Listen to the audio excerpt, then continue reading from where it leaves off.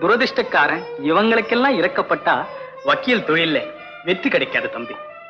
முதல்ல பணம் சம்பாதிக்க வழி தேடிக்க. பணத்துக்கு என்னப்பா நினைச்சா வருது. அதைத்தான் நினைப்புட்டேன் தம்பி. தூத்துக்குடியில நீ வெள்ளக்காரங்களுக்கு விரோதமா வேலை செய்யறதா எல்லாரும் பேசிக்கிறாங்க.